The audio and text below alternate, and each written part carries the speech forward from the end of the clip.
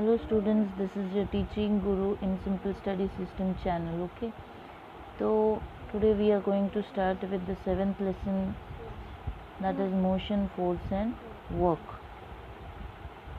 So in the lesson itself they have given us what will be there in this lesson, that is the motion, force and the work.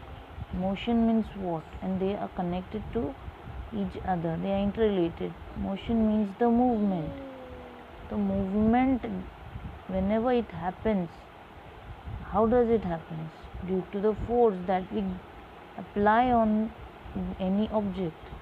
Okay, because of the force applied there is a movement, and because of that movement the work is done. Okay, so this is the main concept of this lesson. So work, force and motion, let us begin. Okay, here some pictures are given, observe and discuss. This horse, okay, the rider is there on the horse, तो the horse is running, ये horse भाग रहा है, तो इसका मतलब क्या है? There is a motion, there is a movement, okay, to reach the end point of the race. Now this cow, it is still, means it is standing at one place, so there is no movement, but it is doing some work. Means there is no movement anyway, it is standing still. This hamal wala, okay, so he is also moving from one place to another to reach his this materials. Okay, so there is also a movement. Okay, and he is also applying the force. Here the horse, the rider is also applying the force. So because of the movement and the force applied by the person, there is a work done. Okay, now here the milk, what is happening? It is flowing out of the vessel. Here the whistle is, okay, we can hear the whistle. So all this is what? A movement, because of the force, some force is applied over this. Okay, so because of the force the movement is there and the work is done. So what is meant by the motion? Motion means the movement. What caused a change in the motion? Because of the force there is a change in the movement. Have you all understood till here? So this is the main concept. Okay, so we will move further. Okay, अभी यहाँ पे बोला गया है we have seen that a change occurs in a motion or the shape of the body when a force acts on it. Now let us see how work is done where a force acts. अभी यहाँ पे बताया गया है कि we have seen that a change occurs in the motion or the shape of the body when a force acts on it. ऐसे जैसे कि मैंने यहाँ पे बताया है कि जब तक फोर्स अप्लाई नहीं होता उस ऑब्जेक्ट पर तो मूवमेंट नहीं होगा और अपना वर्क भी डन नहीं होगा. तो वही चीज़ यहाँ पे उन्होंने एक्सप्लेन किया है कि जब तक फोर्स अप्लाई नहीं होता मूवमेंट नहीं होगा और उसके वजह से वर्क डन नहीं होगा, और ये होगा, फोर्स अप्लाई होगा तभी मूवमेंट होगा और तभी वर्क डन होगा. ये चीज़ इन लोगों ने यहाँ पे ज़्यादा डिटेल में एक्सप्लेन किया है, that is distance and displacement. Okay, ये यहाँ पे एक डायग्राम दिया है जिसके थ्रू बताया गया है. अभी Ranjit house is at place A, ठीक है, अभी रंजीत हाउस कहाँ पे है? ए पे. The figure alongside shows the distance traversed by Ranjit to reach in school at D. अभी A यहाँ पे है, D यहाँ पे है, तो उसका घर जो रंजीत का है वो यहाँ से निकल के उसे D यानी कि उसका घर यहाँ पे यहाँ पहुँचना है. तो if we do not take direction in account, we find that Ranjit traversed means travel a distance equal to AB plus BC and plus CD. तो मतलब वो ऐसे जिग जैग मूवमेंट होके फिर अपने घर पे पहुंचा. तो ये जो है ये part A to B, B to C and C to D, these are all the distance.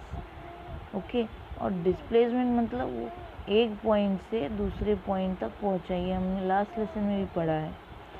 Okay displacement mean the change of direction.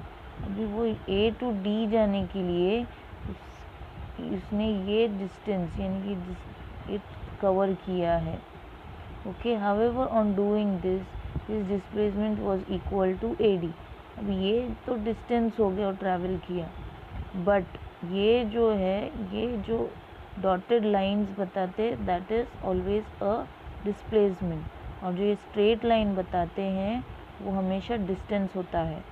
तो डिस्प्लेसमेंट और डिस्टेंस में कंफ्यूजन क्रिएट नहीं होना चाहिए, इसलिए डिस्टेंस को सीधे लाइन से इंडिकेट किया गया और डैश डैश जो लाइन है वो डिस्प्लेसमेंट से इंडिकेट किया गया है. ठीक है, तो displacement was equal to AD, ये जो है वो डिस्प्लेसमेंट है. तो Ranjit displacement from his house to the school, sorry ये हाउस है और ये स्कूल है. Okay I made a mistake. His house to his school is shown in the picture with the broken line AD.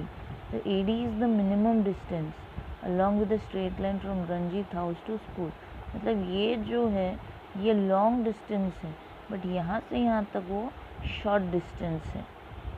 Obviously ये हम जान सकते हैं. The minimum distance travelled in a particular direction along the straight line is called the displacement. तो ये जो dotted line है इसे कहते हैं डिस्प्लेसमेंट. आगे पढ़ते हैं speed and velocity. What is meant by the speed. Speed क्या होता है, वो जो फोर्स लगाते हैं उसका कितने स्पीड से वो मोशन हो रहा है. तो what is the formula of calculating speed. Speed मतलब क्या, डिस्टेंस अपॉन टाइम. ये तो हमें पता ही है, लास्ट चैप्टर में हमने पढ़ा है ये. तो डिस्टेंस अपॉन टाइम. तो स्पीड क्या होता है, इक्वल्स टू डिस्टेंस अपॉन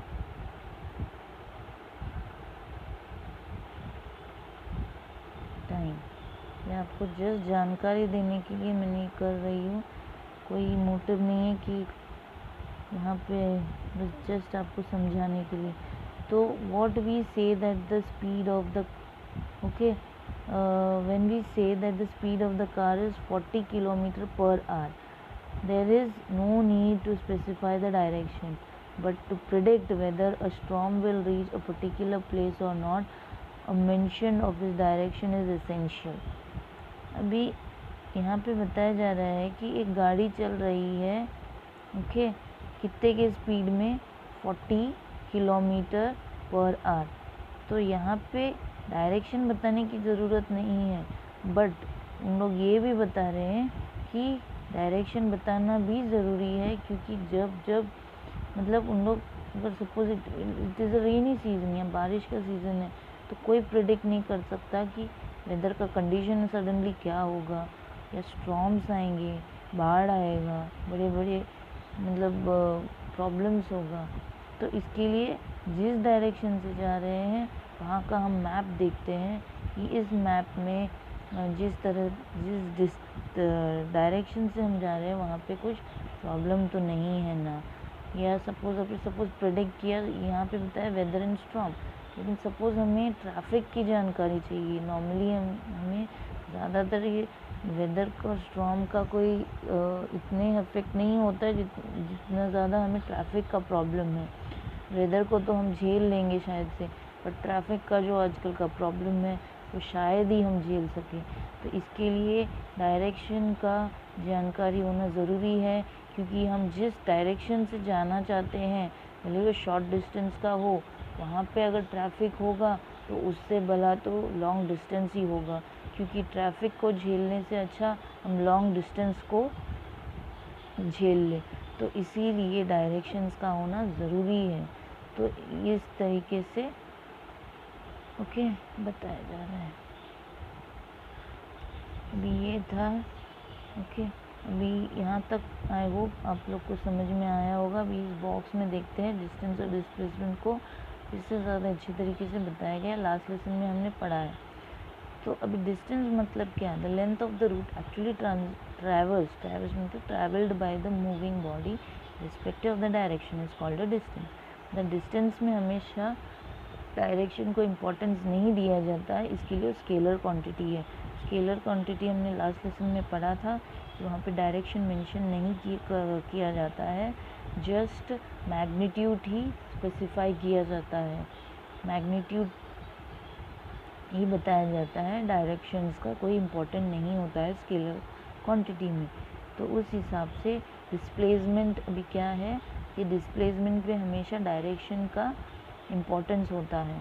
तो travelled by the movement in one direction from the original point to reach the final point is called the displacement. एक पॉइंट से लेके हम दूसरे पॉइंट जाने के लिए एक पॉइंट, सपोज ये पॉइंट है, यहाँ ये एग्जाम्पल ले लेते हैं, एक पॉइंट से जाने के लिए दूसरे पॉइंट तक पहुँचने तक कितना हमारा